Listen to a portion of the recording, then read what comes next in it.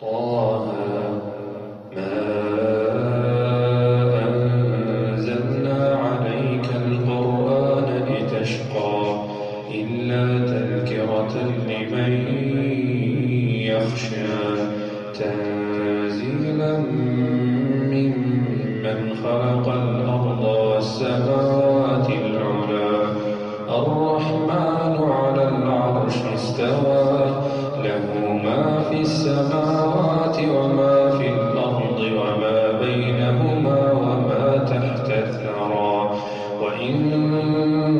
تجهر بالقول فإنه يعلم السر وأخفى الله لا إله إلا هو له الأسماء الحسنى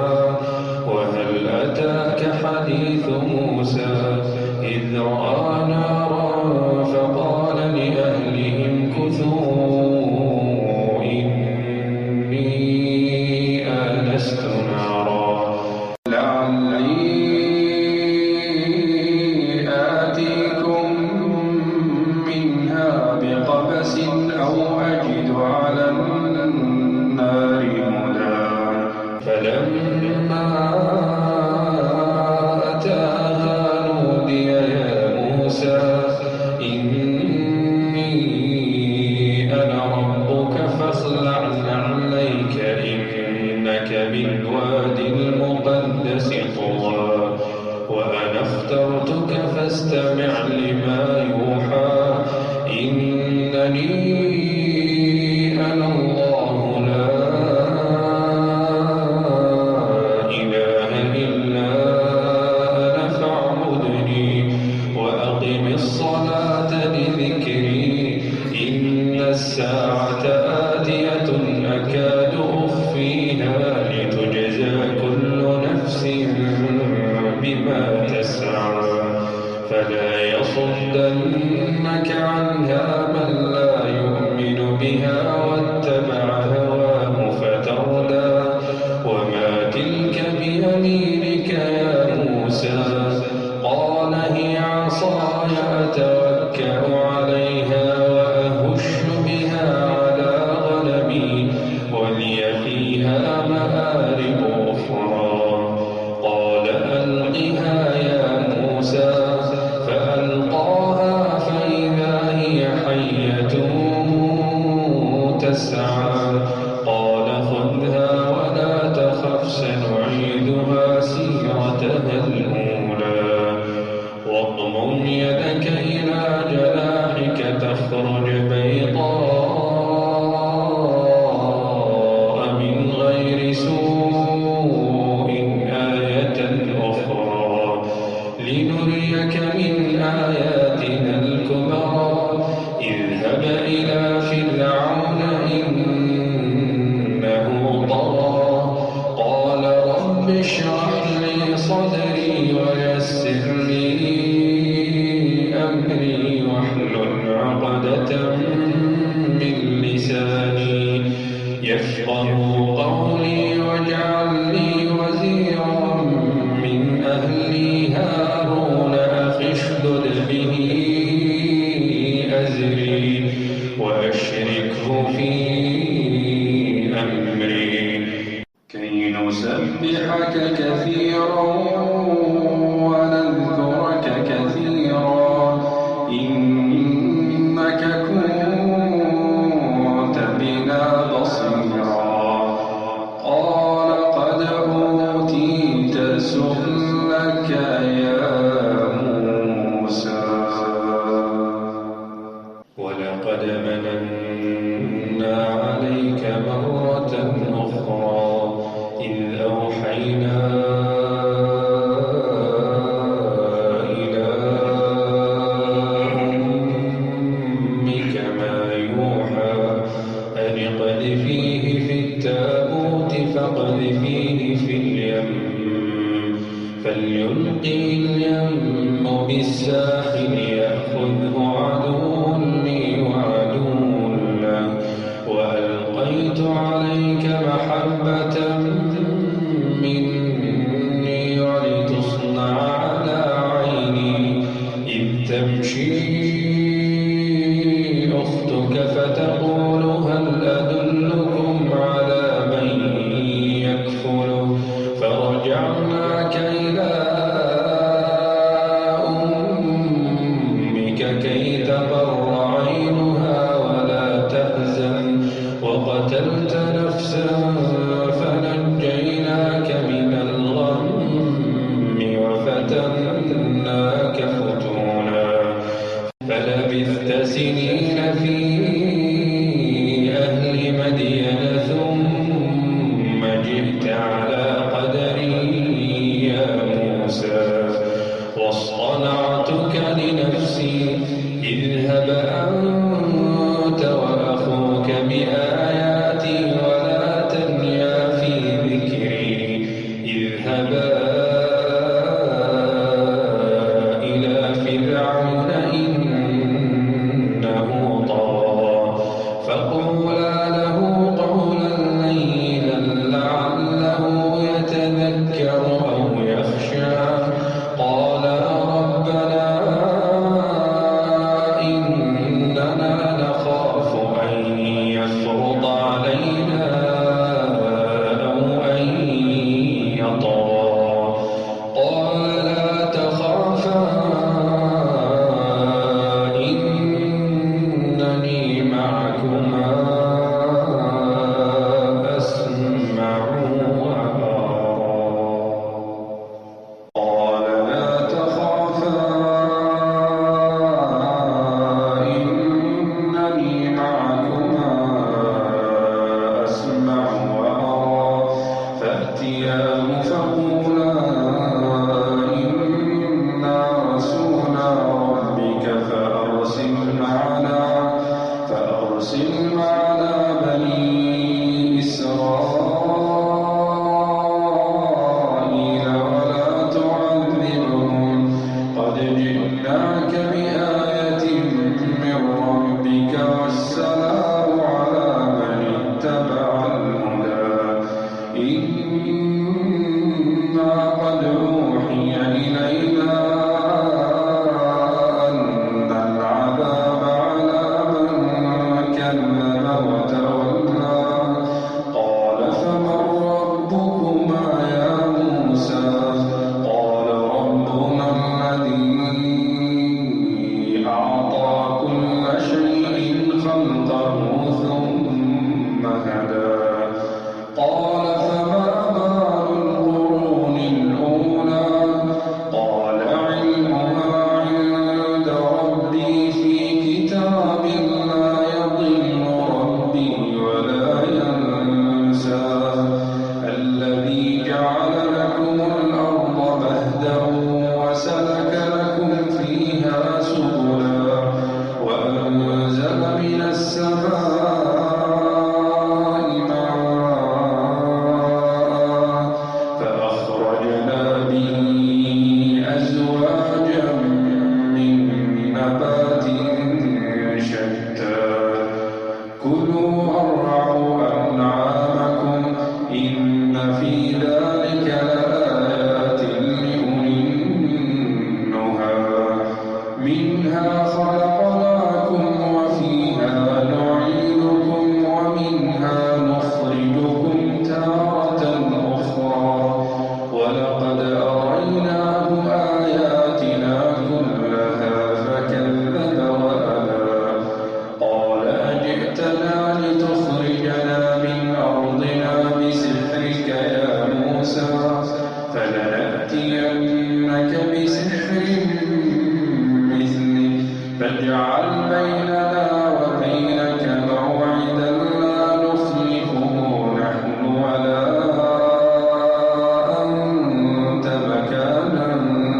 سوى قال موعدكم يوم الزينة وأن يحشر الناس ضحى فتولى فرعون فجمع كيده ثم أتى قال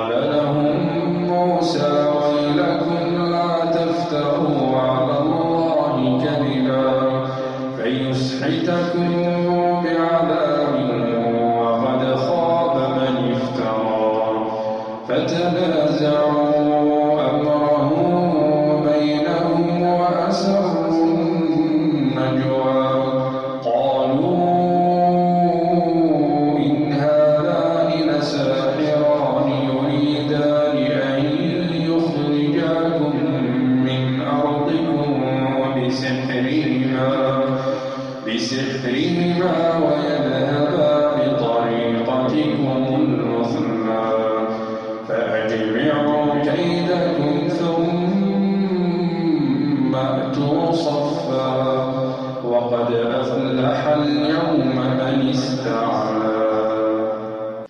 قالوا يا موسى إما أن تلقي وإما أن نكون أول من ألقى. قال بل ألقوا فإذا حبالهم وعصيهم يخيل إليه من سحرهم أنها تسعى. فأوجس في نفسه خيفة موسى. قلنا لا تخف إنك أنت الأعلى وألق ما في يمينك تلقف ما صنعوا إنما صنعوا كيد ساحر ولا يفلح الساحر حيث أتى. فألقي السحرة سجدا قالوا آمنا برب هارون وموسى. قال آمنتم له قبل أن آذن لكم إنه لكبيركم الذي علمكم السحر فلأقطعن أيديكم وأرجلكم من خلاف ولأصلبنكم في جذوع النخل ولتعلمن أينا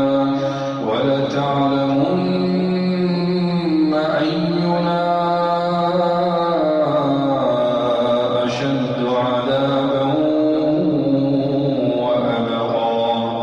قالوا لن نؤثرك على ما جاءنا من البينات والذي فطرنا فاقض ما أنت قاض إنما تقضي هذه الحياة الدنيا إنا آمنا بربنا ليغفر لنا خطايانا وما أكرهتنا عليه من السحر والله خير وأبقى. إنه من يأت ربه مجرما فإن له جهنم لا يموت فيها ولا يحيا ومن يأته مؤمنا قد عمل الصالحات فأولئك لهم الدرجات العلى جنات عدن تجري من تحتها الأنهار خالدين فيها وذلك جزاء من تزكى. ولقد أوحينا إلى موسى أن أسر بعبادي فاضرب لهم طريقا في البحر يبسا لا تخاف دركا ولا تخشى.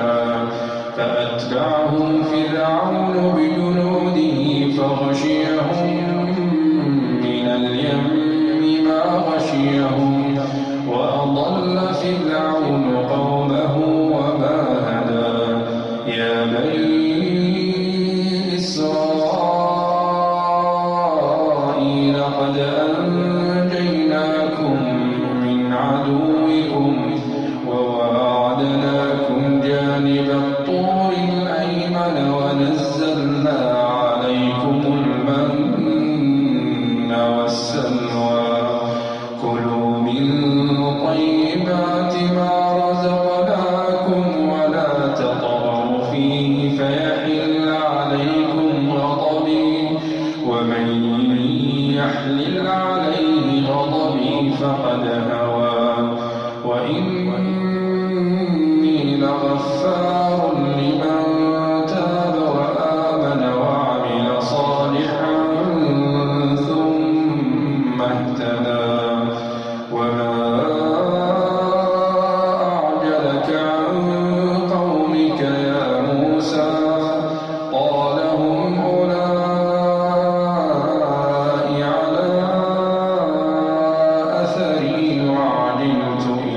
إليك ربي لترضى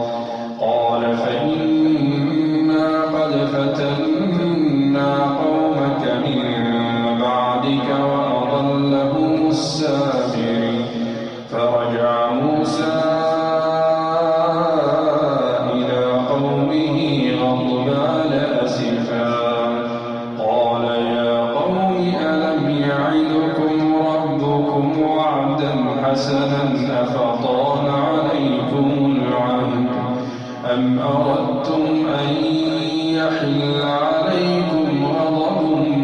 من ربكم فأخلفتم موعدي قالوا ما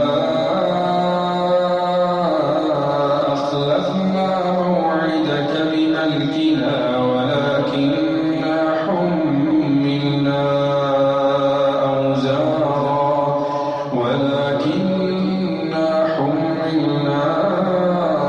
أوزارا من زينة القوم فقذفناها فكذلك ألقى السامري فأخرج لهم عجلا جسدا له خوار فقالوا هذا إلهكم وإله موسى فنسي أفلا يرون ألا يرجع إليهم قولا ولا يملك لهم ضرا ولا نفعا ولقد قال لهم هارون من قبل يا قوم إنما فتنتم به وإن ربكم الرحمن فاتبعوني وأطيعوا أمري قالوا لن نبرح عليه عاكفين حتى يرجع إلينا موسى قال يا هارون ما منعك إذ رأيتهم ضلوا ألا تتبعني أفعصيت أمري قال يا ابن أم لا تأخذ بلحيتي ولا برأسي إني خشيت أن تقول فرقت بين بني إسرائيل ولم ترقب قولي قال فما خطبك يا سامري قال بصرت بما لم يبصروا به فقبضت قبضة من أثر الرسول فنبذتها وكذلك سولت لي نفسي قال فاذهب فإن لك في الحياة أن تقول لا مساس وإن لك موعدا لن تخلفه وانظر إلى إلهك الذي ظلت عليه عاكفا لنحرقنه ثم لننسفنه في اليم نسفا إنما إلهكم الله الذي لا إله إلا هو وسع كل شيء علما كذلك نقص عليك من أنباء ما قد سبق وقد آتيناك من لدنا ذكرا من أعرض عنه فإنه يحمل يوم القيامة وزرا خالدين فيه وساء لهم يوم القيامة حملا يوم ينفخ في الصور ونحشر المجرمين يومئذ زرقا يتخافتون بينهم إن لبثتم إلا عشرا نحن أعلم بما يقولون إذ يقول أمثلهم طريقة إن لبثتم إلا يوما ويسألونك عن الجبال فقل ينسفها ربي نسفا فيذرها قاعا صفصفا لا ترى فيها عوجا ولا أمتا يومئذ يتبعون الداعي لا عوج له وخشعت الأصوات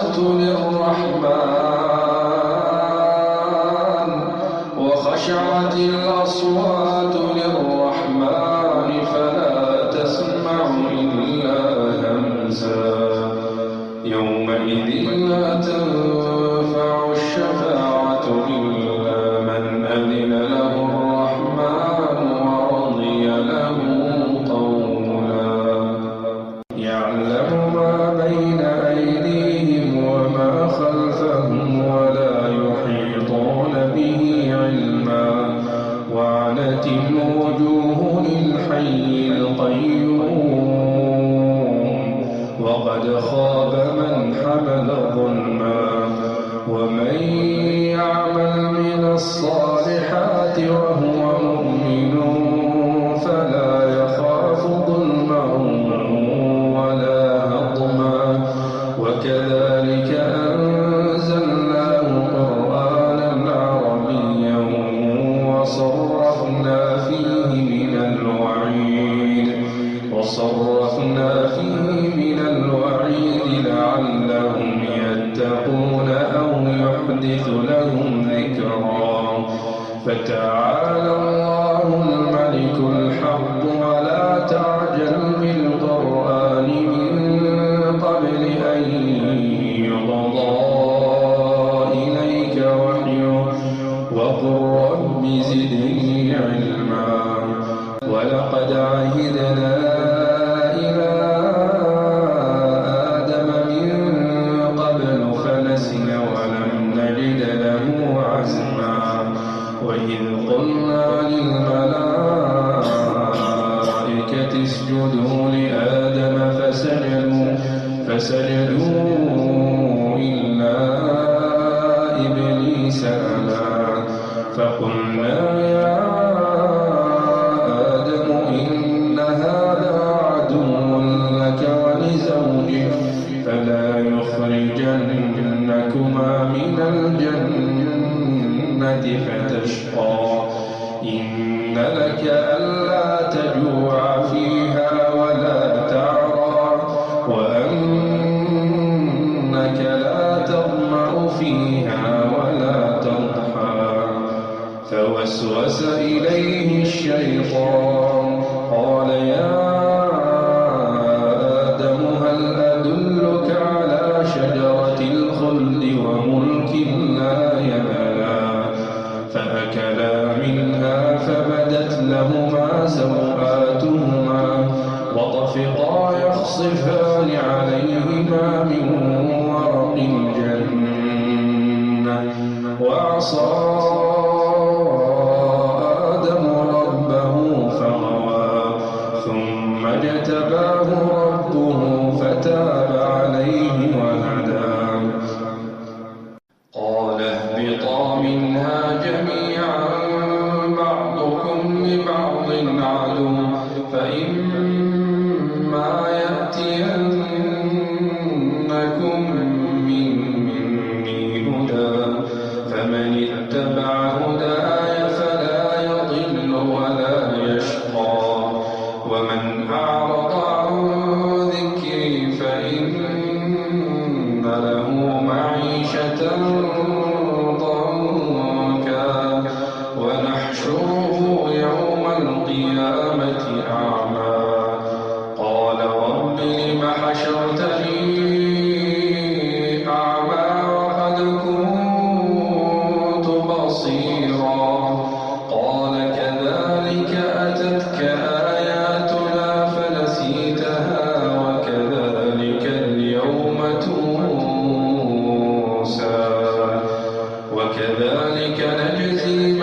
أسرف ولم يؤمن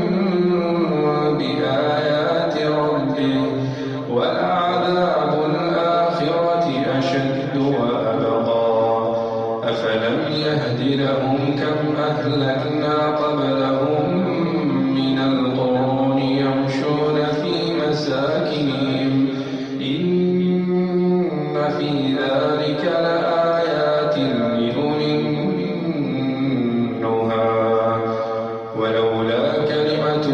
سبقت من ربك لكان لزاما وأجل مسمى فاصبر على ما يقولون وسبح بحمد ربك قبل طلوع الشمس وقبل غروبها ومن آناء الليل فسبح وأطراف النهار لعلك ترضى ولا تمدن عينيك إلى ما متعنا به أزواجا منهم زهرة الحياة الدنيا لنفتنهم فيه ورزق ربك خير وأبقى وأمر أهلك بالصلاة واصطبر عليها لا نسألك رزقا نحن نرزقك والعاقبة للتقوى وقالوا لولا يأتينا بآية من ربه أولم تأتهم بينة ما في الصحف الأولى ولو أنا أهلكناهم بعذاب من قبله لقالوا ربنا لولا أرسلت إلينا رسولا فنتبع آياتك من قبل أن نذل ونخزى قل كل متربص فتربصوا فستعلمون من أصحاب الصراط السوي ومن